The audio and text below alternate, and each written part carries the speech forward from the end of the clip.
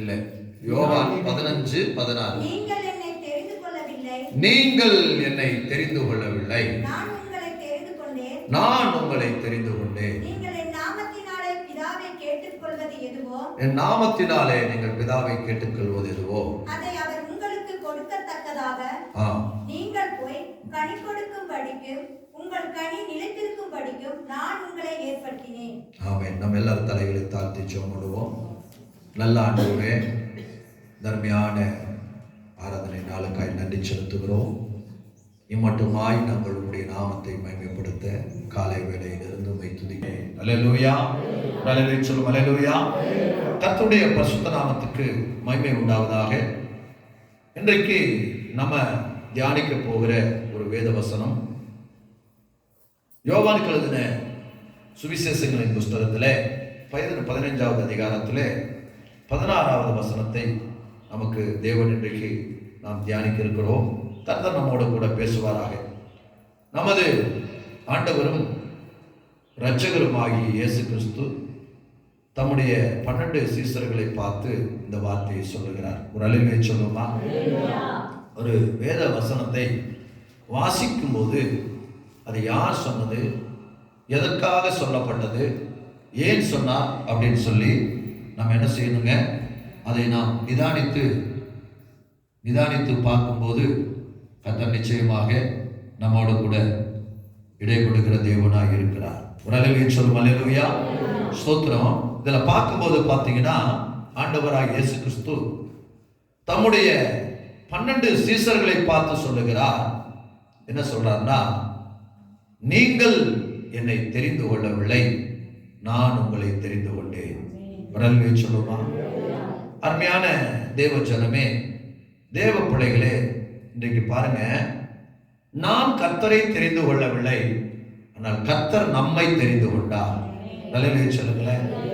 நாம் யாராவது கர்த்தரை தேடி கர்த்தரை நாடி கர்த்தருடைய ஸ்தோத்திரம் காரியங்களை தேடி நம்ம வரல. சொல்றது புரிஞ்சுதுங்களா? நம்ம வரல. ஆனா ஆண்டவர் என்ன செய்தாருங்க, நம்மை தெரிந்து கொண்டார். அதனாலதான் நீங்கள் என்னை தெரிந்து கொள்ளவில்லை, நான் உங்களை தெரிந்து கொண்டேன். அப்போ நாம் எத்தனையோ காலங்களிலே பார்த்தீங்கன்னா நம்ம இன்னைக்கு புதுசாக ரட்சிக்கப்பட்டவங்களுக்கு தெரியும். நாம் எத்தனையோ காலங்களிலே எத்தனையோ பக்தி மார்க்கத்திலே எத்தனையோ புண்ணிய ஸ்தலங்களுக்கு எத்தனையோ காரியங்களுக்கு நம்ம ஓடிக்கொண்டிருந்தோம். சரிங்களா? ஓடிக்கொண்டிருந்தோம். அப்போ ஓடிக்கொண்டிருந்த நம்ம அப்பவே நம்ம என்ன செஞ்சுக்கலாம், கர்த்தர் தான் தெய்வம் என்று அறிந்து அவரிடத்தில் நம்ம என்ன செஞ்சிருக்கலாம், வந்திருக்கலாம். ஆனால் நம்ம என்ன செய்யலைங்க, வரல. அவரிடத்துல நாம் வரல. இப்போ நம்ம பாட்டில் நம்ம எங்கெங்கயோ மலையா ஓடிட்டு இருந்தோம், கோயிலா ஓடிட்டு இருந்தோம். ஆனா அப்போ பாருங்க, வசனம் சொல்லுகிறது, பக்தியுள்ளவனை கர்த்தர் தமக்காக தெரிந்து கொண்டார். ஒரு அலையிலே சொல்லுங்களேன். அப்போ இந்த பக்தியில கூட பாருங்க, இந்த பக்தியில கூட ஒருத்தருக்கு கெட்டது நம்ம என்ன செய்யக்கூடாது, செய்யக்கூடாது. ஒருத்தருக்கு கெட்டது நினைக்க கூடாது. முடிஞ்ச வரைக்கும் 4 பேருக்கு நல்லது செய்யணும். உதவி செய்யாட்டியும் உபத்திரவம் செய்யக்கூடாது அப்படிங்கிற இந்த சிந்தை அந்த பக்தியில இருக்கும்போது கர்த்தர் அவர்களை தமக்காக தெரிந்து கொள்வாராம். சொல்லுங்களேன். அப்போ அந்த பக்தியிலும் கூட இந்த விக்கிரகங்களை ஆராதிக்கும் போது அந்த பக்தியில கூட உண்மையாய் நம் 4 பேருக்கு நல்லது பண்ணணும், யாருக்கும் கெட்டது நினைக்க கூடாது, யாருக்கும் கெடுதல் செய்யக்கூடாது, உதவி செய்யாட்டி பரவாயில்ல, நம்ம என்ன செய்யக்கூடாது, உபத்திரவம் செய்யக்கூடாது அப்படின்னு இருக்கிறவங்க நிச்சயம் அவர்களை கர்த்தர் தெரிந்து கொள்வார். அல்லேலூயா. இன்றைக்கு அநேகரை தேவன் தெரிந்து கொள்ள முடியாததுக்கு காரணம் என்ன தெரியுங்களா? அவனுடைய ரத்தத்திலேயே எவனையாவது கெடுக்கணும், எவனுக்காவது பில்லிசூனியம் வைக்கணும், எவனுக்காவது மாந்திரிகம் வைக்கணும், எவனையாவது கொல்லணும், எவனையாவது சாகடிக்கணும். இந்த சிந்தை இருக்கும்போது அவங்க மெய்யான பக்திக்கு என்ன செய்ய முடியாதுங்க, வர முடியாது. இயேசுநாதர் தெரிந்து கொள்ள முடியாது. அப்போ உண்மையான பக்தி, எந்த தெய்வத்தை ஆராதிச்சாலும் உண்மையான பக்தி அவர்களுக்கு இருந்தா கர்த்தர் கூடிய விரைவிலே ஆண்டவர் அவர்களை தெரிந்து கொள்ளுவார். அல்லேலூயா. அதனாலதான் ஆண்டவர் சொல்லுகிறார், நீங்கள் என்னை தெரிந்து கொள்ளவில்லை, நான் உங்களை தெரிந்து கொண்டேன் என்று சொல்லி சொல்லுகிறார். Ye have not chosen me, but I have chosen you. Choose பண்றோன்னு சொல்றோம் இல்லைங்களா? சூஸ் பண்றது என்னங்க? தெரிந்தெடுப்பது, செலக்ட் பண்ணுவது. ஆங்கிலத்தில் தெரிந்து கொள்வது என்றால் என்ன எழுதிருக்கீங்க? சூசன். அப்படின்னா நம்மளை செலக்ட் பண்ணிக்கிறார். பாருங்க, அப்ப யாரை பார்த்து சொல்லுகிறார்? இந்த 12 சீசர்களை பார்த்து ஆண்டவர் சொல்லுகிறார், நீங்கள் என்னை தெரிந்து கொள்ளவில்லை, நான் உங்களை தெரிந்து கொண்டேன். அப்போ இன்றைக்கு பாருங்க, உங்களையும் என்னையும் அண்ட சராசரங்களையும் படைத்த ஆண்டவர் தெரிந்து கொண்டிருக்கிறார். கரங்களை வைத்து நல்ல சொல்லுமா? கரங்களை தட்டி கர்த்தரை மகிமைப்படுத்துவோம். பாருங்க, அப்போ கர்த்தர் நம்மை தெரிந்து கொண்டார். அப்போ இன்றைக்கு அந்த 12 சீசர்களையும் தெரிந்து கொண்ட போது அவருடைய இந்த 12 சீசர்கள் அவங்களுடைய பின்புலம் என்ன? சரிங்களா? அந்த 12 சீசர்கள் யாருன்னு நம்ம வாசிப்போம். லூக்கா சுவிசேஷங்களின் புஸ்தகம் 6வது அதிகாரத்தில், லூக்கா சுவிசேஷங்களின் புஸ்தகம் 6வது அதிகாரத்தில் 13வது வசனத்திலிருந்து 16வது வசனம் வரைக்கும் வேகமாய் வாசிப்போம். பொழுது விடிந்த போது அவர் தம்முடைய சீசர்களை வரவழைத்து அவர்களில் 12 பேரை தெரிந்து கொண்டு 12 பேரை தெரிந்து கொண்டார். நீங்கள் என்னை தெரிந்து கொள்ளவில்லை, நான் உங்களை தெரிந்து கொண்டேன் என்று சொல்லி ஆண்டவர் சொல்லுகிறார். அந்த 12 பேரை கர்த்தர் தெரிந்து கொண்டு அவர்களுக்கு அப்போஸ்தலர் என்று பெயரிட்டார். அப்போஸ்தலர்கள் என்று பெயரிட்டார். அவர்கள் யாரெனில் கவனிங்க, பேதுரு என்று தாம் பெயரிடப்பட்ட சீமோன் பேதுரு, அவன் சகோதரனாகிய அந்திரேயா, ஆண்ட்ரூ, யாக்கோபு, யோவான், பிலிப்பு, பெர்தலமேயு, மத்தேயு, தோமா, அல்பேயுவின் குமாரனாகிய யாக்கோபு, செலோத்தே எனப்பட்ட சீமோன், யாக்கோபின் சகோதரனாகிய யூதா, துரோகியான யூதாஸ் காரியோத்து எனப்படும் 12 பேர். இந்த 12 பேரை ஆண்டவர் என்ன செய்தார்? தெரிந்து கொண்டார். எப்படிங்க? துரோகியான யூதாஸ் காரியத்து அப்படின்னு அவனே சேர்த்து இங்க இந்த 12 சீசர்களை கர்த்தர் தெரிந்து கொண்டார் என்று சொல்லி பார்க்கிறோம். அப்ப இந்த 12 சீசர்களிலும் பாருங்க, இவங்களுடைய பின்புலம் என்ன? 12 சீசர்களை தெரிந்து கொண்டார். பின்புலம் என்ன? பெரும்பாலும் இவங்க யாருங்க? என்ன வேலை செஞ்சாங்க? மீன் பிடிக்கிறவங்களா இருந்தாங்க. சீசர்கள் எல்லாரும் இதுல பெரும்பாலான கூட்டம் மீன் பிடிக்கிறவங்களா இருந்தாங்க. ஒருத்தர் டாக்ஸ் கலெக்ட் பண்றவரா இருந்தாரு. யாருங்க? மத்தேயு புஸ்தகங்களை எழுதின, சுவிசேஷ புஸ்தகத்தில் எழுதின மத்தேயு என்கிற சீசன், அவர் ஒரு டாக்ஸ் கலெக்டர், வரி வசூலிக்கிறவன். சரிங்களா? மற்றவங்கெல்லாம் கொஞ்சம் வேற வேலைகள் இருந்தாலும் பெரும்பாலானவங்க என்னதுங்க? மீன் பிடிக்கிறவங்க. அப்போ பாருங்க, இன்றைக்கு அருமையான தேவஜனமே, தேவ பிள்ளைகளே, இன்றைக்கு அவங்க எல்லாருமே சாதாரணமானவங்க தான். இன்றைக்கு ஆண்டவர் தெரிந்து கொள்ளுகிற எல்லா நபர்களும் சாதாரணமானவர்களே. பிரலவே சொல்லுங்களேன், நம்ம எல்லாரும் சாதாரணமானவர்களே. அல்லேலூயா, ஸ்தோத்திரம். பாருங்க, தேவன் எவ்வளவு நல்லவர் பாருங்களேன். ஸ்தோத்திரம். இன்றைக்கு பார்த்தீங்கன்னா அநேக காரியங்களுக்கு செலக்ட் பண்றாங்க இல்லைங்களா? தேர்வு நடக்கிறது. மிலிட்டரி தேர்வு என்ன செய்யுதுங்க? நடக்கிறது. ராணுவ வீரனுடைய தேர்வு நடக்கிறது. அதில் என்ன பண்றாங்க? குண்டா இருக்கிறவன், குள்ளமா இருக்கிறவன் இல்லைங்களா செலக்ட் பண்ணுவாங்களா? பண்ணவே மாட்டாங்க. அப்போ அதே போல விளையாட்டு வீரர்கள் தேர்வு என்ன செய்யும்? நடக்கும். High jump, long jump, athletes, 100 meter running, 400 running, relay, சரிங்களா? இதிலெல்லாம் தேர்வு நடக்கும். அப்போ என்ன செய்வாங்க? அவனை ஓட வைப்பாங்க. ஓட வைக்கும்போது அவன் என்ன செய்யணுங்க? அந்த அளவுக்கு குறிப்பிட்ட செகண்ட்ல ஓடணும். சரிங்களா? அப்போ ஓடணும், அவனுடைய ஓடுற வேகம் தான். அப்போ அப்படி அவனால ஓட முடியலன்னா அவன் என்ன செய்ய மாட்டாங்க, சேர்க்க மாட்டாங்க. அப்போ அவங்ககிட்ட ஒரு ஒரு குவாலிஃபிகேஷனை உலகம் என்ன செய்யுதுங்க, எதிர்பார்க்கிறது. அடுத்தது பாருங்க, காவல்துறை, போலீஸில் போனவனெல்லாம் எடுத்துருவாங்களா? எடுக்க மாட்டாங்க. போலீஸில் என்ன செய்யணுங்க, கயிறு கட்டி என்ன செய்யணுங்க, கயிறில் என்ன செய்யணும், ஏறணும். அப்புறம் புல்லப்ஸ் எடுக்கணும். அடுத்தது சிட்டப்ஸ் எடுக்கணும். புல்லப்ஸ் என்னதுங்க, இப்படி 2 கை வச்சு என்ன செய்யணுங்க, உடம்பு மட்டும் என்ன செய்வாங்க, அப்படி அடிப்பாங்க. கீழே தண்டால் எடுக்கணும். இதெல்லாம் கரெக்டாக எக்ஸசைஸ் பண்ணாதான் போலீஸ்காரனை என்ன செய்வாங்க, செலக்ட் பண்ணுவாங்க. இன்னைக்கு அதில் செலக்ட் பண்ணாலும் மெடிக்கல் என்ன செஞ்சிடறாங்க, அவனை ஃபெயில் பண்ணிடுறாங்க. இப்படியெல்லாம் ஒரு சாதாரண அரசாங்கம் அந்த வேலைகளுக்கு என்ன செய்யுதுங்க, அப்படிப்பட்ட ஒரு தகுதிகளை எல்லாம் எதிர்பார்க்கிறாங்க. இயேசுநாதர் அப்படிப்பட்ட தகுதிகளை உங்களிடத்திலும் என்னிடத்திலும் எதிர்பார்க்கவில்லை. ஒரு அல்லேலூயா சொல்லுங்களேன். அல்லேலூயா. அப்போ தேவன் எப்படி தெரிந்து கொள்ளுகிறார், எப்படி பார்க்கிறார் என்று சொன்னால் நாம் நிறைய காரியங்களை பார்க்கலாம்.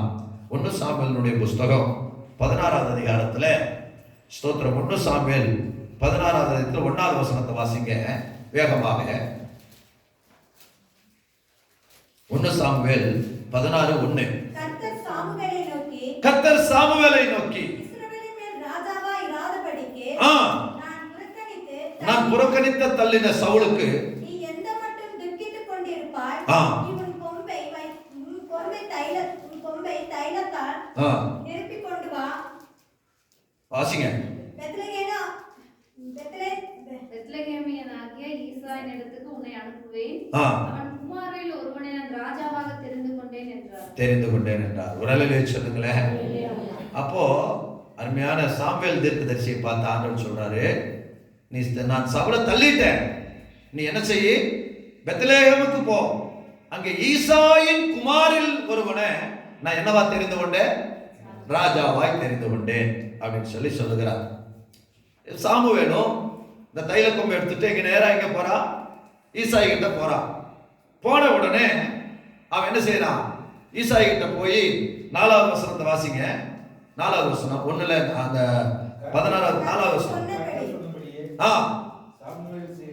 செய்து பெத்லகேமுக்கு போனான். அப்பொழுது அவ்வூரின் மூப்பர் தத்தளித்த போது அவனுக்கு எதிர்கொண்டு வந்த நீ வருகிறது சமாதானமான காரியமா? அதற்கு அவன் சமாதானம்தான், கர்த்தருக்கு பலியிட வந்தேன், நீங்கள் உங்கள் பரிசுத்தம் பண்ணிக்கொண்டு என்னோடு கூட நாளைக்கு பலியிருந்து வாருங்கள். மேலும் ஈசாயையும் குமாரரையும் பரிசுத்தம் பண்ணி அவர்களை பலிவிருந்துக்கு அழைத்தான். அவர்கள் வந்தபோது அவர்கள் ஈசாயினுடைய பையன்களையும் பலிவிருந்துக்கு அழைக்கிறாப்ல. ஏன்னா கவனிங்க, ஏன் அப்படி பலிவிருந்துக்கு அழைக்கிறார்னா, இவன் டைரக்டா போய் தாவீது ராஜாவா அபிஷேகம் பண்றதுக்கு இந்த மாதிரி ஈசாய் வீட்டுக்கு போனா அப்படின்னு சொல்லி சவுலுக்கு தெரிஞ்சா சாமுவேல் என்ன செஞ்சிருவான், கொன்றுவான். அதனால அவன் என்ன பண்றான், ஒரு பலி விருந்து வச்சு அந்த பலி விருந்துக்கு என்ன செய்யறான், அங்கே கூப்பிடுகிறான். வாசிங்க. வந்தபோது எலியாவை பார்த்து கர்த்தராலே அபிஷேகம் பண்ணப்படுகிறவன் இவன் தானா நோக்கி இவனுடைய முகத்தையும் சரீர வளர்ச்சியும் பார்க்க வேண்டாம், நான் இவனை புறக்கணித்தேன். முகத்தை பார்க்கிறான், கர்த்தரோ இருதயத்தை பார்க்கிறார். ஒரு அல்லேலூயா சொல்லுங்களேன். அப்போ அருமையான தேவ ஜனமே, தேவ பிள்ளைகளே, இன்றைக்கு உலகம் தோற்றத்தை பார்க்கிறது, உருவத்தை பார்க்கிறது. இல்லைங்களா? இன்றைக்கு ஸ்தோத்திரம் பார்த்தீங்கன்னா உலகம் எதையோ பார்க்கிறது, ஆனால் கர்த்தர் நம்முடைய இருதயத்தை மட்டும் பார்த்திருக்கிறார். அல்லேலூயா ஸ்தோத்திரம். ஒருவேளை நம்ம நிறத்தை பார்த்திருந்தா, இல்லைங்களா, நிறத்தை பார்த்திருந்த சிவப்பா இருக்கிறவங்களை மட்டும்தான் நான் தெரிந்து கொள்வேனா, நம்மளை பாதி 3/4 பேர் கண்டிருப்போம். ஒரு அலையிலே சொல்லுங்களேன். சிவப்பா இருக்கிறவங்கள மட்டும்தான் நான் தெரிந்து கொள்ளுவேன் அப்படின்னு சொல்லியிருந்தா ஸ்தோத்திரம், நானெல்லாம் இங்கே பலிபீடத்தில் நிற்கவே மாட்டேன். ஒரு அலையிலே சொல்லுங்களேன். அல்லேலூயா, ஸ்தோத்திரம். அடுத்தது, குள்ளமாக இருக்கிறவங்கள நான் என்ன செய்ய மாட்டேன், தெரிந்து கொள்ள மாட்டேன். ஹைட்டாக இருக்கிறவங்களா தெரிந்து கொள்ளுவேனா? பெஞ்சமின் பிரதர் மாதிரி இருக்கிறவங்க உள்ள உட்காந்துருக்கலாம். பாஸ்டர்மா காந்தி பிரதர் எல்லாம் வெளியே போயிடலாம். உதாரணத்துக்கு ஒரு 2 பேர்த்த சொல்லிக்கிற நிறைய பேர் இருக்காங்க இல்லைங்களா? அவங்கெல்லாம் என்ன செஞ்சிருக்கணும், வெளியே போயிருக்கணும். ஆனா பாருங்க, கர்த்தர் அழகையோ நிறத்தையோ உயரத்தையோ பார்க்கல, கர்த்தர் நம்முடைய இருதயத்தை பார்க்கிற தேவனா இருக்கிறார். ஒரு அல்லேலூயா சொல்லுங்களேன். அல்லேலூயா, ஸ்தோத்திரம். அதனால அருமையான தேவ பிள்ளைகளே, நம்முடைய உலகம் தெரிந்து கொள்ளுகிற முறைகள் வேறு, ஆண்டவர் தெரிந்து கொள்ளுகிற முறை வேறு. அல்லேலூயா, ஸ்தோத்திரம். அப்போ அந்த சாம்பியல் இடத்துல சொல்றாப்புல, நீயோ இவன் சரீரத்தையும் உன் அளவு என்ன செய்யற பார்க்கிற. ஸ்தோத்திரம். நான் எதை பார்க்கிறேன்? ஸ்தோத்திரம், இவனுடைய இருதயத்தை பார்க்கிறேன் என்று சொல்லி. அப்போ நம்முடைய வாழ்க்கையில தேவன் நம்முடைய இருதயத்தை பார்க்கிறார். அப்போ கர்த்தர் நம்மை தெரிந்து கொண்டிருக்கிறார். நம்ம கிட்ட இருக்கிற தாளந்தை வைத்து அல்ல, நம்முடைய திறமை வைத்தல்ல, நம்மை தெரிந்து கொண்டதனுடைய நோக்கம் நம்முடைய இருதயத்தை பார்க்கிறார். அல்லேலூயா. வாசிப்போம். 1 கொரிந்தியர் புஸ்தகம் 1ஆம் அதிகாரத்திலே வேகமாக 28வது வசனத்தை வாசிப்போம். 1 கொரிந்தியர் 1:28. உள்ளவைகளை அவமாக்கும்படி உலகத்தில் இழிவானவைகளையும் அற்பமாய் எண்ணப்பட்டவைகளையும் இல்லாதவைகளையும் தேவன் தெரிந்து கொண்டார். ஒரு அல்லேலூயா சொல்லுங்களேன். ஸ்தோத்திரம். தெரிந்து கொள்ளுகிற காரியத்தை குறித்து தான் நாம் தியானிச்சுட்டு இருக்கிறோம். அதனாலே அங்கே சாமுவேல் போய் என்ன செய்ய, ஒருத்தனை தெரிந்துக்கோ, ஈசாயின் வீட்டுக்கு போய் ஒருத்தனை என்ன செய்ய, தெரிந்து கொள் அப்படின்னு சொல்லி சாமுவேலை கர்த்தர் அனுப்புகிறார். நான் ராஜாவாய் ஒருத்தனை அபிஷேகம் பண்ண போறேன்னு சொல்லி அங்கே ஒருத்தனை சூசன், நீங்க இங்கிலீஷ் மேல பார்த்தீங்கன்னா எல்லாமே சூசன் தான் இருக்கும். சரிங்களா? அப்போ இங்கே கர்த்தர் எதை தெரிந்து கொண்டாராம்? இல்லாதவைகளை கர்த்தர் தெரிந்து கொண்டார். ஒரு அல்லேலூயா சொல்லுங்களேன். ஸ்தோத்திரம். பாருங்க, எனக்கு பிரசங்கம் பண்ணவே வராது. எனக்கு என்ன வராதுங்க? பிரசங்கம் பண்ணவே வராது. நல்லா பாடுவேன். சின்ன வயசுலேருந்து நல்ல சினிமா பாட்டு பாடி பாடி பாடி பாடி பாடி பழகினதுனால எங்கே போய் பாட சொன்னாலும் கூச்சம் இல்லாமல் பாடுவேன். ஆனால் பேச சொன்னாங்கன்னா ஒரு வார்த்தை கூட பேச மாட்டேன். ரொம்ப கூச்ச சுபாவம். அது 2-3 பேர் இருந்தாலும் என்ன செய்ய மாட்டேங்க, அங்கே பேசவே மாட்டேன். பேச்சே எனக்கு என்ன செய்யாதுங்க, வராது. ஒரு சிஏ கேம்பில், அசம்பிளிஸ் ஆஃப் காட் சர்ச்சில் ஒரு சிஏ கேம்பில் பிரிட்டோ மாதிரி இருக்கும்போது என்னை கூப்பிட்டு, தம்பி நீங்கள் பிரசங்க போட்டியில் கலந்துங்கன்னு சொல்லிட்டார் பாஸ்டர். நான் சொன்னேன், என்னை பாட சொல்லுங்க, மூச்சுடாமல் பாடுவேன். என்னதுங்க? பாட சொன்னால் மூச்சுடாமல் பாடுவேன். அதே மாதிரி பாடுவேன், எஸ்பிபி மாதிரியே பாடுவேன். ஆனால் தயவு செஞ்சு எனக்கு என்ன செய்யாதீங்க, பிரசங்க போட்டிகள்லாம் வேண்டாம் அப்படின்னு சொன்னேன். அவர் சொன்னார், ஐயோ பிரசங்க போட்டிக்கு நீ தான் கலந்துக்கிற, நீ தான் பிரசங்கத்தில் என்ன செய்ய போகிற, கொடுக்க போகிறேன். அப்புறம் எனக்கு முன்னாடி ஒரு பிள்ளையை பேச விட்டாங்க.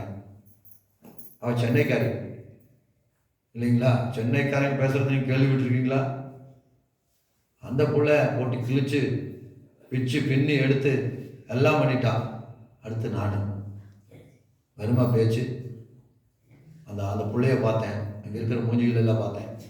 எனக்கு வாயே வரல. சரிங்களா? வாயே வரல. வாயும் வரல. ஒரு வசனத்தை கொடுத்துருவாங்க, மானானது நீரோடைகளை வாஞ்சித்து கதறுவது போல தேவனே என் ஆத்துமா போய் வாஞ்சித்து கதறுகிறது. ஒவ்வொரு வசனத்தை எழுதி போட்டுருவாங்க, ஒவ்வொருத்தரும் எடுக்க சொல்லுவாங்க. அவங்க எடுத்தவங்க என்ன செய்யணும், அந்த வசனத்தை பிரசங்கம் பண்ணணும். எனக்கு வந்த வசனம் இன்னைக்கு நான் மறக்கல. மானானது நீரோடைகளை வாஞ்சித்து கதறுவது போல தேவனே என் ஆத்துமா போய் வாஞ்சித்து கதறுகிறது. முன்னாடி வந்தவங்க பயங்கரமாக பேசிட்டு போயிட்டாங்க. நான் என்னத்தை பேச போகிறேன்? அதில் 4 வார்த்தை கூட எனக்கு வராது. வசனம் வந்துச்சு, போய் நின்னேன். என் பேரை கூப்பிட்டாங்க, ஜெய்சலன். நாங்கள் போனேன்.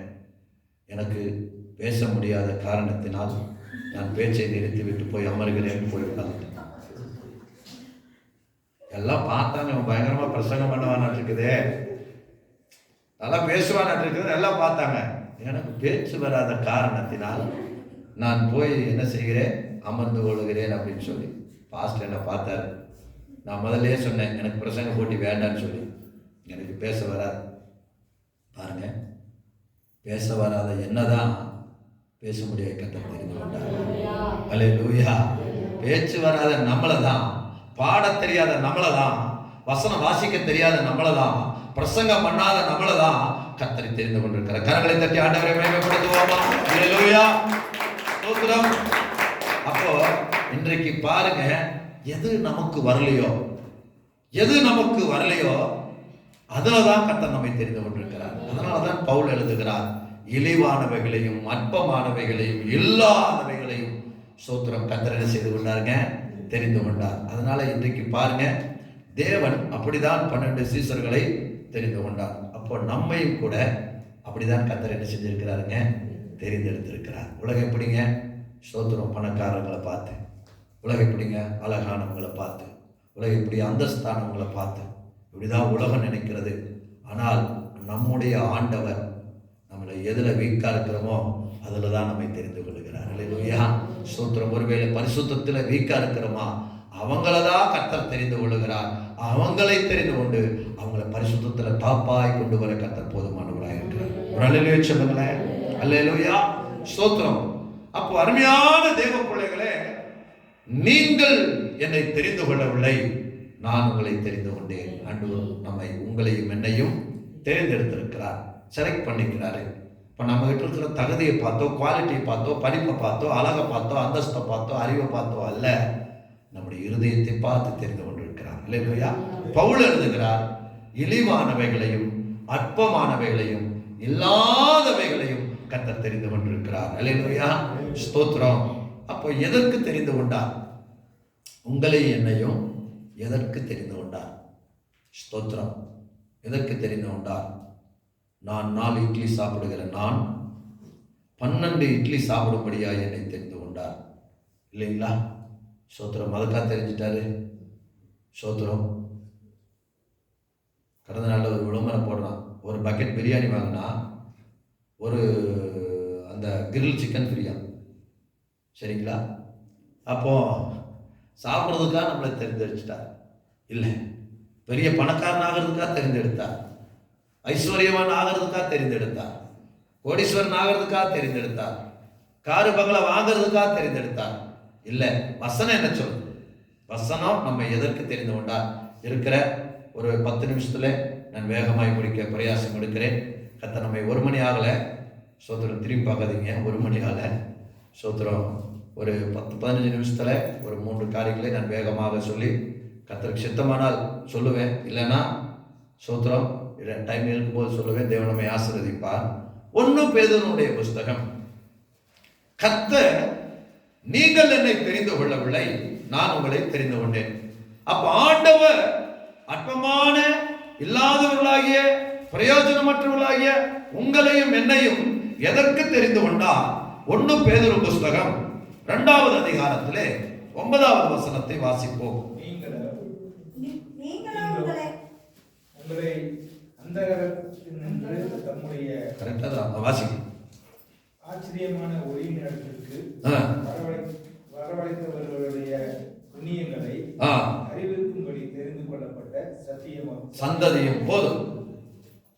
இப்போ பாயிண்ட் நமக்கு வந்திருக்கும். புண்ணியங்களை அறிவிக்கும்படி தெரிந்து கொள்ளப்பட்ட சந்ததி. அப்படின்னா புண்ணியங்களை அறிவிக்கும்படி தெரிந்து கொண்டார். எதுக்கு தெரிந்து கொண்டாருங்களா? நீங்கள் என்னை தெரிந்து கொள்ளவில்லை, நான் உங்களை தெரிந்து கொண்டேன். அப்போ ஆண்டவர் நம்ம எதற்கு தெரிந்து கொண்டார்? அவருடைய புண்ணியங்களை நாம் என்ன செய்ய வேண்டுங்க? அறிவிக்க வேண்டும். அவருடைய புண்ணியங்களை என்ன செய்யணுங்க? அறிவிக்க வேண்டும்.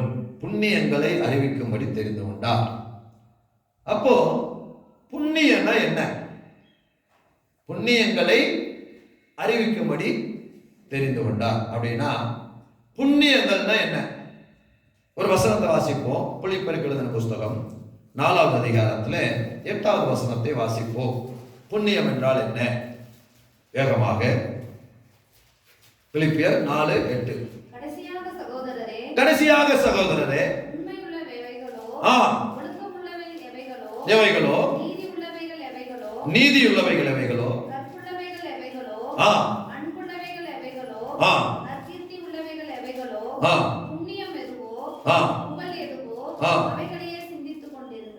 புண்ணியம் எதுவோ. புண்ணியங்கிறது என்ன தெரியுங்களா? தேவன் நமக்கு செய்த நன்மைகளுக்கு பேரு தான் புண்ணியம். சொல்லுங்களேன். ஆண்டவர் நமக்கு செய்த நன்மைகளுக்கு பேரு தான் என்னதுங்க? புண்ணியம். அப்போ நம்ம சொல்றோம் இல்லைங்களா, யார் பண்ணின புண்ணியமோ, அப்போ அவங்க அப்பா அம்மா பண்ணின புண்ணியமோ அப்படின்னா நற்காரியங்கள், நன்மைகள்.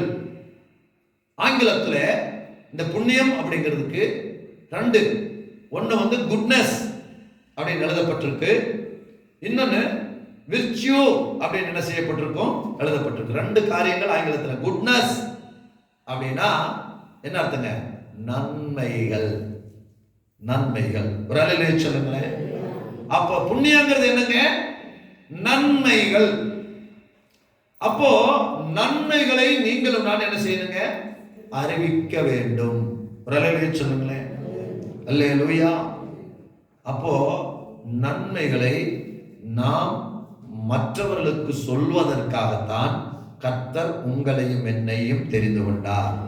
ஒரு அல்லேலூயா சொல்லுங்களேன். அல்லேலூயா. அப்போ அவர் நமக்கு செய்த நன்மைகள், அவர் ஜனங்களுக்கு செய்த நன்மைகளை நாம் மற்றவர்களுக்கு என்ன செய்யணுங்க?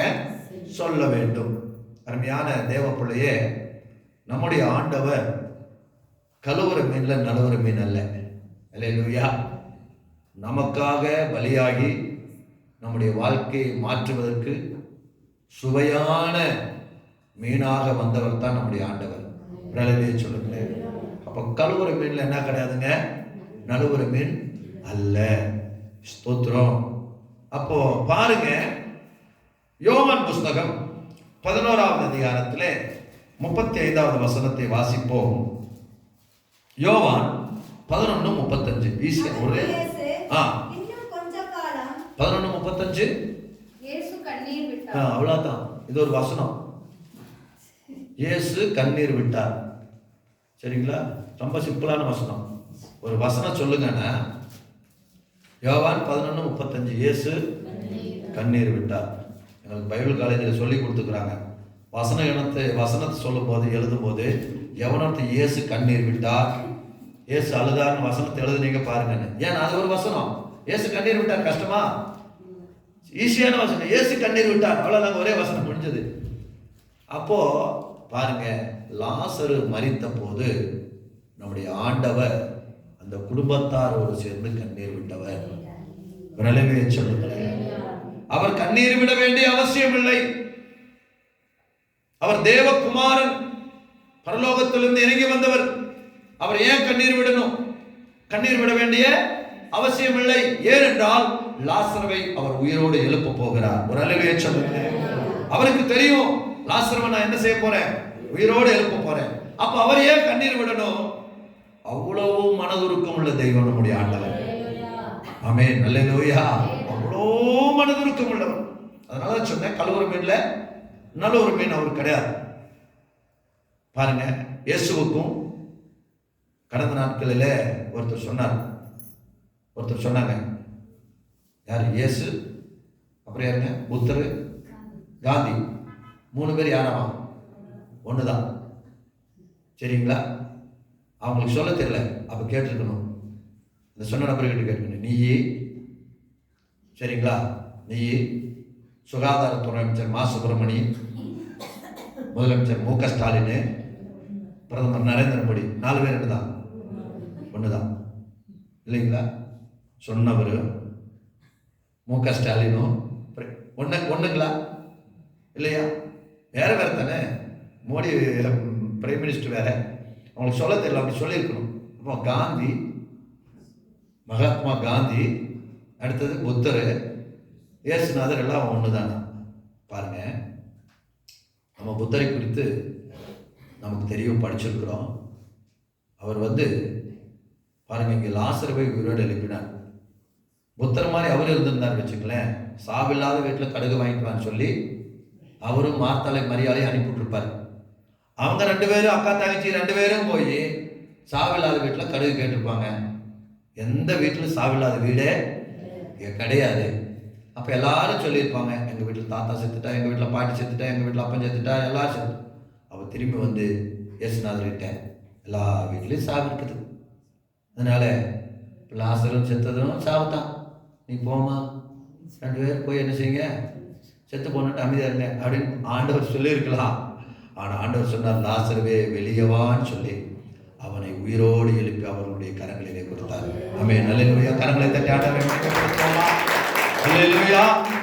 ஸ்தோத்திரம். அதனால் அருமையான தேவ பிள்ளையே, அவர் எத்தனையோ புண்ணியங்களை செய்திருக்கிறார். அல்லேலூயா. நன்மைகள், அவர் செய்த நன்மைகள் தான் புண்ணியங்கள். லாசருவை உயிரோடு எழுப்பினவர் 12 வருஷம் பெரும்பாடுள்ள ஸ்திரீ அந்த பணத்தை எல்லாம் செலவழித்து சற்றாகிலும் அவளுக்கு குணமடையாத போது இயேசு கிறிஸ்துனுடைய வஸ்திரத்தை தொட்டால் அவள் பெரும்பாடு அவளை விட்டு மாறிற்று. அல்லேலூயா சொல்லுங்களேன். ஸ்தோத்திரம். அப்போ பாருங்க, இதுதான் அவர் செய்த புண்ணியம். கானா ஒரு கல்யாண வீட்டில் திராட்சை ரசம் தீர்ந்து விட்டது. அங்கே வெறும் தண்ணீரை கொண்டு ஊற்ற சொன்னார், ஊற்றினார்கள். அதை சுவையுள்ள திராட்சை ரசமாய் மாற்றினார். அல்லேலூயா சொல்லுங்களேன். இப்படி இயேசு கிறிஸ்து செய்த புண்ணியங்களை நாம் சொன்னா நிறைய சொல்லலாம். குருடனுக்கு பார்வை கொடுத்தார். அல்லேலூயா சொல்லுங்களேன். செவிடனை கேட்க செய்தார். அல்லேலூயா. முடவனை நடக்க செய்தார். அல்லேலூயா. அன்னைக்கு மட்டும்தான் செய்தாரா? இன்றைக்கும் அவர் செய்கிறார். அல்லேலூயா. சோத்ராப். அப்படின்னா என்னன்னா, ஒரு வியாதிஸ்தகிட்ட போய் நம்ம என்ன செய்யணும்? பயப்படாதே, கலங்காதே. 12 வருஷம் ஒரு பொம்பளைக்கு வியாதி, பெரும்பாடுனா உதரப்போக்கு, ப்ளீடிங், நான் ஸ்டாப் ப்ளீடிங். அவளுக்கு அந்த டேட் பீரியட்ஸ் டைமில் போகிற மாதிரி போயிட்டே இருக்கும். அதுதான் நான் ஸ்டாப் ப்ளீடிங். அப்போது அந்த நான் ஸ்டாப் ப்ளீடிங் யூதர்களுக்கு தீட்டு. என்னதுங்க? யூதர்களுக்கு தீட்டு. யூதர்கள் அந்த தீட்டுள்ளவங்க என்ன செய்யக்கூடாது? படுக்கையில் படுக்கிறத தவிக்கணும். பாய் இல்லைங்களா? அடுத்தது தனி தட்டு, தனி டம்ளர். ஒருவேளை இதிலிருந்து ரசிக்கப்பட்டவங்களுக்கெல்லாம் அப்படி சொல்லிக்கலாம். எங்கள் மாமியார் வீட்டிலெல்லாம் இப்போ போனாலும், என்ன எல்லா பெட்ஷீட் போத்துட்டு இருக்கிற, எல்லா கட்டிலில் உட்கார்ற, எல்லா பாயில் உட்கார்ற, ஏங்க எல்லாத்தையும் துவைக்கணும், எல்லாத்தையும் என்ன செய்யணும்? துவைக்கணும். அது தீட்டு. இப்போ யூதர்கள் ஆண்டவர் பிரமாணத்தை கொடுத்துக்கிறார் லேவி ஆகமத்தில், அது தீட்டு. அவன் எது மேல எல்லாம் உட்கார்ற பொருளெல்லாம் என்ன செய்யணும்? தீட்டு. அதை சுத்தம் பண்ணணும். அப்போ இந்த யூத ஸ்திரீக்கு பாருங்க, அவளுக்கு அப்போ அவள் எப்போ பாரு அந்த தீட்டில் இருக்கும்போது அவள் வாழ்க்கை எப்படி இருந்திருக்கும் அது சொல்லவே முடியாது. இப்போ ஆஸ்திகளை எல்லாம் செலவழித்து மற்றவங்கெல்லாம் பணம் வாங்கி மருந்து மாத்திரை கொடுக்குறாங்க. ஆஸ்திகள் எல்லாம் செலவழித்து, சரித்திரம் சொல்லுகிறது, பெரிய ஜமீன்தாருடைய பிள்ளை, அழகான ஒரு பெண். அவளுடைய அந்த ஊரில் அவளுடைய அழகுக்கு இணை யாருமே கிடையாது. சரிங்களா? ஆனால் அவங்க அப்பா தன்னுடைய ஆஸ்திகளை விற்று, மகள் வாழ்ந்தால் போதும், என் மகள் நன்றாக இருந்தால் போதும் சொல்லி ஆஸ்திகளை விற்று அதில் கவலைப்பட்டு அவங்க அப்பா செத்து போகிறார். சரிங்களா? கடைசியில் அவங்க அம்மாவும் அவளும் ஒரு குடிசை வீட்டில் போய் இருந்து, எல்லாம் அப்படிப்பட்ட பெரிய ஒரு ஜமீன் பரம்பரை சார்ந்தவர்கள், அவ்வளவு ஆஸ்தி உள்ளவர்கள், அந்த ஊர்லேயே பெரிய கோடீஸ்வரங்க. கட்சியில் அவங்க அப்பா இறந்து சொத்தெல்லாம் விற்று, அப்பவும் அவளுக்கு அந்த உதிரம் என்ன செய்யலைங்க, கம்மியாகலை, மறுபடி போயிட்டே இருக்கு. நினச்சி பாருங்களேன், நான் ஸ்டாப் ப்ளீடிங் எப்படி ஆயிடுவா? எலும்புந்தோளுமா இருப்பா. இதை பார்த்து சகிக்க முடியாத தன் தாயாரும் செத்து போகிறாங்க. கடைசியில் இவ அனாதை. அப்போ இனி இருக்கிற ஒரு வாழ்க்கை என்னது? இந்த வியாதியிலேயே நம்ம சாக வேண்டியதுதான். சாக போகிறோம். கடைசியில் இந்த இயேசு அற்புதங்களை செய்கிறாருன்னு சொல்கிறாங்களே, இந்த இயேசு அதிசயங்களை சொல்கிறாங்களே, அப்படி போய் இயேசுகிட்ட பார்த்து பேசலான்னு போகும்போது திரள் கூட்ட ஜனங்கள் அவரை நெருக்கி கொண்டிருக்கிறார். ஐயோ இவர்கிட்ட போய் நான் ஸ்டாப் ப்ளீடிங்னு என்ன செய்ய முடியாதுங்க, சொல்ல முடியாது. இன்னைக்கு ஹாஸ்பிட்டலில் போய் நம்ம ஒரு சில சீக்கிரம் வந்து பாருங்கள், ஒரு பேஷண்ட் இருக்கும்போது இன்னொரு பேஷண்ட்டு என்ன செய்ய மாட்டார், டாக்டர் சொல்ல மாட்டார், பேச மாட்டார். சார் நீங்கள் கொஞ்சம் வெளியிருங்க சார், இந்த பேஷண்ட்டை பார்த்துட்டு அப்புறம் நான் என்ன செய்கிறேன் கூப்பிட்றேன். ஏன்னா 4 பேர் இருக்கும்போது அவங்க சீக்கிரம் என்ன செய்ய முடியாது, சொல்ல முடியாது, என்ன சீக்கிரம் சொல்ல முடியாது. அப்போது அப்படி சொல்ல முடியல. ஆனால் கடைசியில் பார்த்தா சரி என்னுடைய வஸ்திரத்தையாவது நான் தொடறேன்னு வஸ்திரத்தை தொட்டா வல்லமை புறப்பட்டது, அவள் வியாதி சொல்லுமான். சொல்லுங்களேன், ஆண்டவர் எவ்வளோ நல்லவர் பாருங்களேன். இயேசுநாதர் மதத்தை ஸ்தாபிக்க இந்த பூமிக்கு வரல, மனுஷனுக்கு நன்மை செய்ய கடந்து வந்தார். அல்லேலூயா, ஸ்தோத்திரம். அப்பா அவருடைய புண்ணியம் என்ன, அவர் எவ்வளோ அற்புதங்களை செய்திருக்கிறார். சங்கீதக்காரன் சொல்லுகிறான், 71வது சங்கீதம் 17வது வசனத்தையும் 18வது வசனத்தையும் வாசிப்போம். சங்கீதங்கள் புஸ்தகம் 71வது சங்கீதம் 17வது வசனத்தையும் 18வது வசனத்தையும் வாசிப்போம். இதுவரைக்கும் உம்முடைய அதிசயங்களை அறிவித்து வந்தேன். ஒரு அல்லேலூயா சொல்லுங்களேன். தேவ பிள்ளையே, உங்களையும் என்னையும் ஆண்டவர் எதற்கு தெரிந்து கொண்டார்னா, அவர் நமக்கு செய்த அதிசயங்களை, அவர் நமக்கு செய்த புண்ணியங்களை நாம் மற்றவர்களுக்கு அறிவிக்க வேண்டும். அல்லேலூயா சொல்லுங்களேன். அல்லேலூயா. அவன் சொல்றான் பாருங்க, இதுவரை எனக்கு செய்த அதிசயங்களை நான் என்ன செய்தேன், அறிவித்து வந்தேன். வாசி. இப்பொழுதும் தேவனே, இந்த சந்ததிக்கு உமது வல்லமையையும் வரப்போகிற யாவருக்கும் உமது பராக்கிரமத்தையும் நான் அறிவிக்கும் அளவு இதுவரைக்கும் அறிவித்து வந்தேன், இனிமேல நான் என்ன செய்வேன், அறிவிப்பேன். உம்முடைய பராக்கிரமத்தை, உம்முடைய வல்லமைய அறிவிப்பேன். அதற்காக எனக்கு தீர்க்காயுசை கொடுங்க, தீர்க்காயுசை கொடுங்க. ஒரு அல்லேலூயா சொல்லுங்களேன். சோத்திரம். கேட்போம்மா, கைகளை வைத்து தீர்க்காயுசை கொடுங்கப்பா. ஆமென். தீர்க்காயுசை கொடுங்க. அல்லேலூயா. எதற்கு? சப்பாத்தி சாப்பிடுறா, சிக்கன் சில்லி சாப்பிடுறா, சிக்கன் ரோல் சாப்பிடுறா, அவருடைய புண்ணியங்களை அறிவிப்பதற்கு. அல்லேலூயா. அப்ப நம்ம என்ன செய்யணுங்க, அவருடைய புண்ணியங்களை என்ன செய்யணுங்க, அறிவிக்கணும். அப்போ அவருடைய புண்ணியங்களை நாம் சொல்லும்போது நமக்கு செய்த நன்மைகள் தான் என்னதுங்க, புண்ணியங்கள். ஸ்தோத்திரம். நான் ஒரே ஒரு சம்பவத்தை சொல்லி முடிக்கிறேன். அடுத்தது கர்த்தர் 2 பாயிண்ட் இருக்குது. அவர் எதற்காக நம்மை தெரிந்து கொண்டார் என்று சொல்லி ஒரே ஒரு காரியத்தை சொல்லி நான் முடிக்கிறேன். கடந்த நாட்களிலே ஸ்தோத்திரம், நான் அருமையான கலா பிரியங்கா கலா சிஸ்டர் வீட்டுக்கு போயிட்டு வரும்போது அருமையான கலா தனுஸ்ரீ சிஸ்டர், அவங்க அந்த சிஸ்டர் கலா சிஸ்டர் ஃபோன் பண்ணாங்க. ஃபோன் பண்ணிவிட்டு சரி எதுக்கு ஃபோன் பண்ணாங்கன்னு தெரிலன்ட்டு நாங்கள் வந்துட்டு கூப்பிட்டா, இல்லைங்கயா வந்து வீட்டில் வந்து ஒரு ஜெபம் பண்ணிட்டு போங்கன்னு சொல்லி, அப்புறம் நாங்கள் ஜெபம் பண்ணுறதுக்கு போய் உட்காந்துருந்தோம். கரெக்டாக நம்ம ஒரு கோயில் பூசாரி யாருங்க, சின்ன தம்பி என்கிற நயினார் ஐயா சையன் உள்ள வந்தார். வந்துட்டு உட்கார்ந்தார். சரி சந்தோஷம், உட்காரட்டும். உட்கார்ந்த பின்னாடி 3 இப்போ இந்த இது நம்முடைய புக் மார்க் இல்லைங்களா, வாக்குத்தத்த வசனம் இருக்கு இல்லைங்களா, அந்த 3 கார்டு எடுத்து, இந்த 3 கார்டு எடுத்து டக்குன்னு தனுஸ்ரீ கூப்பிட்டு இந்தாமா அப்படின்னு கொடுத்தாரு. எங்கே கொடுத்தாங்கன்னா, மார்க்கெட்டில் இந்த மாதிரி பேன்சிக்கு போகிற இடத்துல கொடுத்தாங்கன்னு எனக்கு கொடுத்தாங்க. நான் சொன்னேன், நானே கோயில் பூசாரி அப்படின்னு சொன்னேன் அப்படின்னு சொன்னார். அப்போ நான் சொன்னேன், இதுதான் சமயம். கோயில் பூசாரியாக இருந்தால் என்ன, இப்போ கோயில் பூசாரியாக இருந்தால் என்ன, இந்த வசனத்தை கொடுக்கக்கூடாதுன்னு இருக்க கோயில் பூசாரிக்கு அப்படின்னு சொல்லிட்டு நான் சொல்ல ஆரம்பித்தேன்.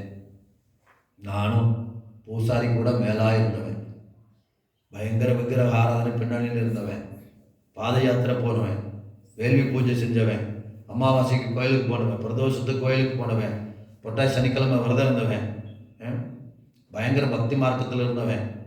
சோதரம் முருக பக்தர் அறுவடை வீட்டுக்கு போனவன், எல்லா திருச்செந்தூர் திருப்பரங்குன்ற திருத்தணி பயங்கர பட்டை தான். உங்கள் பட்டை கொஞ்சம், நம்ம பட்டை பெருசாக சரிங்களா. இங்கிருந்து இது வரைக்கும் பட்டை இருக்கும், நெத்தி குங்குமம் இருக்கும், அப்படியே பயங்கர பக்தியாக தான் இருக்கும். அப்படியெல்லாம் இருந்தையா. ஆனால் அந்த பக்தி மார்க்கம் என்னை ரட்சிக்கலை, என்னை நல்ல மனுஷனாக மாற்றினது கர்த்தராகிய இயேசு கிறிஸ்து. அல்லேலூயா சொல்லுங்களேன். நல்ல மனுஷனாக என்னை மாற்றினவர் கர்த்தராகி இயேசு கிறிஸ்து அப்படின்னு சொல்லிட்டு இயேசுநாதர் இந்த பூமியில மதத்தை ஸ்தாபிக்க வரல, மனுஷனுக்கு நல்வழியை காண்பிக்க வந்தார். சோத்திரம். நீங்க சொல்றீங்க கல்விக்கு ஒரு தெய்வம், செல்வத்துக்கு ஒரு தெய்வம், வீரத்துக்கு ஒரு தெய்வம், சரிங்களா? ஆனா சமாதானத்துக்கு ஒரு தெய்வம் இருக்கிறார். அந்த சமாதானத்தை அவர்னால மட்டும்தான் கொடுக்க முடியும். அவர் தான் இயேசு கிறிஸ்து. சொல்லுங்களேன். சோத்திரம். எனக்கு அன்னைக்கு பயங்கர சந்தோஷம். அவருக்கு மட்டும்தான் சொல்லணும்ட்டே இருந்தேன்.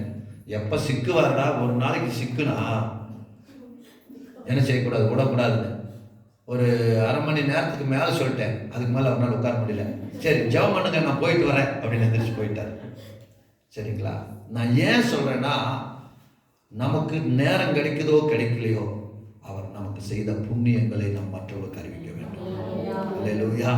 அது கோயில் பூசாரியோ, அது ஆர்எஸ்எஸ் காரணம், அது பிஜேபி காரணம், இந்த பசுவலிங்கம் தெரியும் உங்களுக்கு, பண்ணப்பட்ட பசுவலிங்கம், அவன் பயங்கரமான தீவிரமான அளவன். ஒரு நாள் அவனை பைக்கில் கூப்பிட்டு போனேன். ஸோ இங்கேருந்து லண்டன்லேருந்து தான் கூப்பிட்டு போனேன்னு நினைக்கிறேன். குன்னூர் போகிறதுக்குள்ள இயேசு தெய்வம்னு அவனுக்கு சொல்லிட்டு தான் அவனை இறக்கி விட்டேன். நல்ல சொல்லுங்க. இயேசு தான் தெய்வம், கர்த்தர் தான் தெய்வம், அவர் தான் ரட்சகர். நான் நல்லா ஆர்எஸ்எஸ்ல இருந்தவன், ஸ்கவுட்டில் இருந்தவன். ஆர்எஸ்எஸ்ல இருந்தவன் வாய் மூடிட்டான். சரிங்களா? ட்ராக்ஸ் குறித்து வீசினவன், இயேசுக்கு விரோதமானவன். அதனால் அவனால் பேச முடியல. யாருக்கு நம்ம எப்படி சொல்லணுமோ அப்படி சொன்னால் கர்த்தர் நம்மை நடத்துவார். அல்லேலூயா. குன்னூர் போய் இறக்கி விட்டேன். இறங்கினேன். ஐயா அப்படின்ட்டு எப்படின்னா, சரிங்களா? அப்போ ஏன் அப்படின்னா, நம்மளை எதற்கு கர்த்தர் தெரிந்து கொண்டார்னா, அவருடைய புண்ணியங்களை நம்ம எல்லாரும் சொல்லிட்டு இருக்கிறோம். இன்னும் நாம் சொல்ல வேண்டும். சொல்லுங்களேன். சொல்லிட்டு இருக்கிறோம், இன்னும் என்ன செய்யணுங்க? சொல்ல வேண்டும். பக்கத்தில் இருக்கிறவங்க, நம்ம கூட பேசுறவங்க, நம்ம பார்க்குறவங்க, எதிராக வர்றவங்க, யாரெல்லாம் வர்றாங்களோ அவங்களுக்கெல்லாம் நம்ம சொல்லணும். அதற்காகத்தான் ஆண்டவர் நம்மை தெரிந்து கொண்டிருக்கிறார். அல்லேலூயா. ஒரே வசனத்தை வாசித்து முடிப்போம். எரேமியா புஸ்தகம் 48வது அதிகாரத்திலே 18வது வசனத்தை வாசிங்க. எரேமியா 48:10 வேகமாக. கர்த்தருடைய வேலையை அசதியாய் செய்கிறவன் சபிக்கப்பட்டவன், இரத்தம் சிந்தாதபடிக்கு தன் பட்டயத்தை அடக்கிக் கொள்கிறவன் சபிக்கப்பட்டவன். போதும். நீங்களும் நானும் கவனிங்க. கர்த்தருடைய வேலையை அசதியாய் செய்யக்கூடாது. எப்பெல்லாம் தன்னை கிடைக்குதோ, எப்பெல்லாம் சான்ஸ் கிடைக்குதோ அப்பெல்லாம் என்ன செஞ்சிருங்க? அவருடைய புண்ணியத்தை சொல்லிடணும். அதை சொல்லாம, ஐயோ சொன்னா இவன் நம்மளை திட்டிடுவானோ, சொன்னா பேசிடுவாங்களோ, சொன்னா என்ன நினைப்பாங்க அப்படின்னு ரத்தம் சிந்தாதபடிக்கு, ரட்சிப்பை கொடுக்காதபடிக்கு பட்டயம் என்கிற கர்த்தருடைய வசனத்தை நீங்களும் நானும் அடக்கி வைத்தால் நாம் யாருங்களா? சபிக்கப்பட்டவர்கள். ஒரு ஆளை பார்த்து ஆண்டவர் செய்த புண்ணியத்தை நம்ம அறிவிக்கலனா, நமக்கு வசனம் சொல்லுகிறது என்னதுங்க? நாம் சபிக்கப்பட்டவர்கள். ரத்தம் சிந்தாதபடிக்கு பட்டயத்தை வைக்கக்கூடாது. அப்படின்னா கர்த்தர் நம்மை ரட்சித்திருக்கிறார், வசனத்தை கொடுத்திருக்கிறார். இந்த வசனத்தை மற்றவங்களுக்கு சொல்லி அவங்களை நம்ம ரட்சிப்புக்குள்ள நடத்த வேண்டும். ஒரு அலையில அழைத்தவருடைய புண்ணியங்களை அறிவிக்கும்படி தெரிந்து கொண்டார். எல்லா தலைகளும் இருந்த இடத்துல கண்களை மூடி, ஆமென், நீங்கள் என்னை தெரிந்து கொள்ளவில்லை, நான் உங்களை தெரிந்து கொண்டேன்.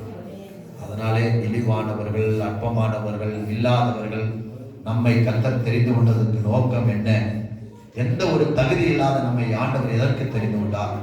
பார்த்த ஒரு வசனம், அழைத்தவருடைய புண்ணியங்களை அறிவிக்கும்படி. இப்ப நாம் நம்ம மேல் விழுந்த கடமை, நம்ம எல்லாருக்கும் அவருடைய புண்ணியங்களை சொல்ல வேண்டும், அவருடைய அதிசயங்களை சொல்ல வேண்டும், அவர் பூமியில செய்த நன்மைகளை சொல்ல வேண்டும், அவர் நமக்கு செய்த நன்மைகளை சொல்ல. ஒருவேளை பைபிள் அவர் செய்த நன்மைகள் நமக்கு தெரியலையா? ஆண்டவர் எனக்கு அற்புதம் செய்தார், ஆண்டவர் எனக்கு நன்மை செய்தார், ஆண்டவர் இப்படி வியாதியில இருந்தேன், இப்படி சாக கிடந்தேன், இப்படி பாவத்தில் இருந்தேன், இப்படி அக்கிரமத்தில் இருந்தேன், என்னை கர்த்தர் ரட்சித்தார் என்று சொல்லி நம்ம பார்க்கிறவங்களுக்கெல்லாம், பேசுறவங்களுக்கெல்லாம், நம்ம கூட பழங்குறவங்களுக்கெல்லாம், பக்கத்து வீட்டுக்காரங்களுக்கெல்லாம், நம்ம கூட வேலை செய்யறவங்களுக்கெல்லாம் எல்லாருக்கும் சொல்றதுக்காகத்தான் உங்களை